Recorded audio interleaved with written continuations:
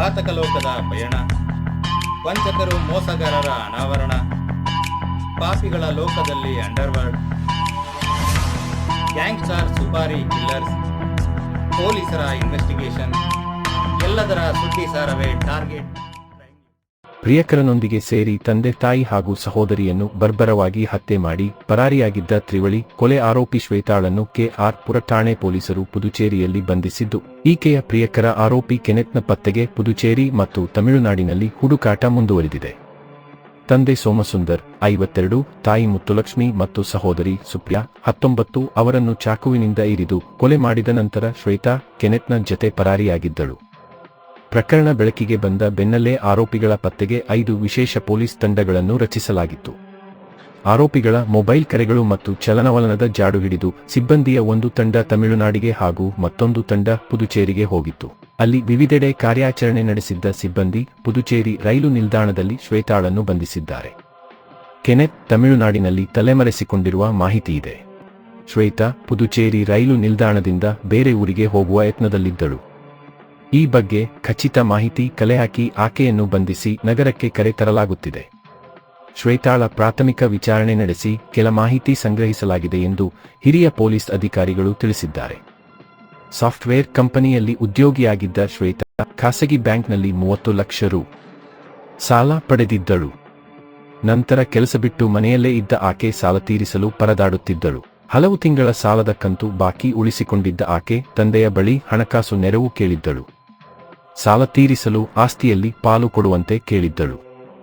ಇದರಿಂದ ಕೋಪಗೊಂಡಿದ್ದ ಸೋಮಸುಂದರ್ ಆಸ್ತಿಯಲ್ಲಿ ಪಾಲು ಕೊಡಲು ನಿರಾಕರಿಸಿ ಶ್ವೇತಾಗೆ ಬೈದು ಕಳುಹಿಸಿದ್ದರು. ಶ್ವೇತಾ ಸರಿಯಾಗಿ ಸಾಲದ ಕಂತು ಕಟ್ಟದ ಕಾರಣಕ್ಕೆ ನಲ್ಲೂರಹಳ್ಳಿಯಲ್ಲಿನ ತಂದೆಯ ಮನೆಗೆ ಬ್ಯಾಂಕ್ ನೋಟಿಸ್ ಹೋಗಿತ್ತು. ಸಾಲ ಮರುಪಾವತಿ ಸಂಬಂಧ ಸೋಮಸುಂದರ್ ರ ಮೊಬೈಲ್ಗೆ ಬ್ಯಾಂಕ್ನಿಂದ ಸಂದೇಶ ಸಹ ಬಂದಿತ್ತು ಎಂದು ಪೊಲೀಸರ ತನಿಖೆಯಲ್ಲಿ ಶ್ವೇತಾ ಕೆನೆತ್ ಜತೆ ಲಿವ್ ಇನ್ ರಿಲೇಶನ್ಶಿಪ್ನಲ್ಲಿ ಇರುವ ವಿಚಾರ ಗೊತ್ತಾಗಿ ಮುತ್ತುಲಕ್ಷ್ಮಿ ಅವರು ಸೋಮವಾರ ಜೂನ್ 22 ರಾತ್ರಿ ಕೆ.ಆರ್. ಪುರದ ಡೊಮಿನಿಕ್ ಲೇಪಟ್ನ ಸಾಯಿ ಗ್ರೀನ್ ಹೋಮ್ಸ್ ಅಪಾರ್ಟ್ಮೆಂಟ್ನ ಫ್ಲಾಟ್ಗೆ ಹೋಗಿದ್ದರು. ನಂತರ ಅವರು ಬ್ಯಾಂಕ್ ಸಾಲದ ವಿಚಾರವಾಗಿ ಮಗಳಿಗೆ ಬೈದಿದ್ದರು.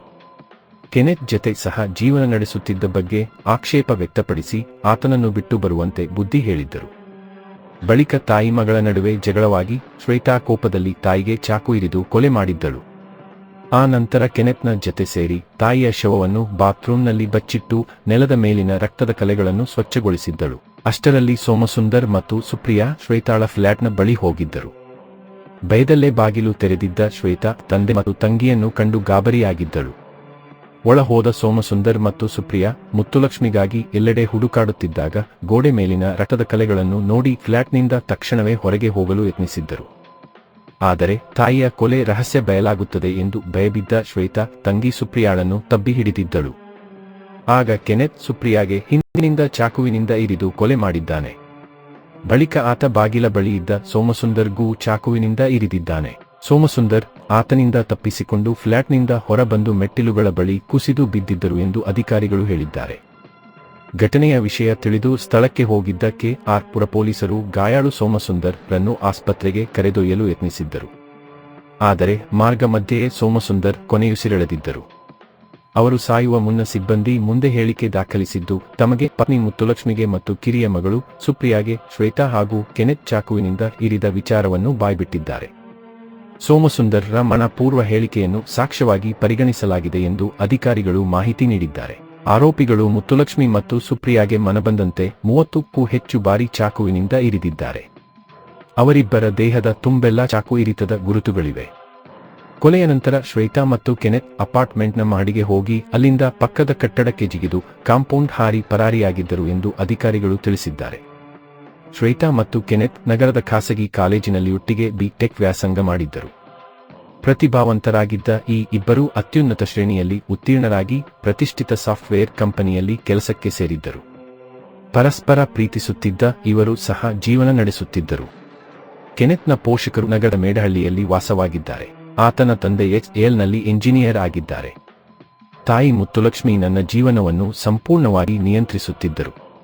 ನಾನು ಸ್ವತಂತ್ರವಾಗಿ ಯಾವುದೇ ಕೆಲಸ ಮಾಡುವುದಕ್ಕೂ ಅವರು ಬಿಡುತ್ತಿರಲಿಲ್ಲ, ಯಾವುದಕ್ಕೂ ಅವಕಾಶ ಕೊಡುತ್ತಿರಲಿಲ್ಲ. ಅವರು ನನ್ನ ಜೀವನ ಹಾಳು ಮಾಡಿದರು. ಈ ಕಾರಣಕ್ಕೆ ನಾನೇ ಅವರ ಜೀವ ತೆಗೆದೆ ಎಂದು ಶ್ವೇತಾ ವಿಚಾರಣೆ ವೇಳೆ ತಪ್ಪೊಪ್ಪಿಕೊಂಡಿದ್ದಾಳೆ ಎಂದು ಉನ್ನತ ಪೊಲೀಸ್ ಮೂಲಗಳು ಹೇಳಿವೆ. ಶ್ವೇತಾ ಕೆನೆತ್ ಜತೆ ಲಿವ್ ಇನ್ ರಿಲೇಶನ್ಶಿಪ್ನಲ್ಲಿ ಇರುವ ವಿಚಾರ ಗೊತ್ತಾಗಿ ಮುತ್ತುಲಕ್ಷ್ಮಿ ಅವರು ಸೋಮವಾರ ಜೂನ್ 22 ರಾತ್ರಿ KR ಪುರದ ಡೊಮಿನಿಕ್ ಲೇಪಟ್ನ ಸಾಯಿ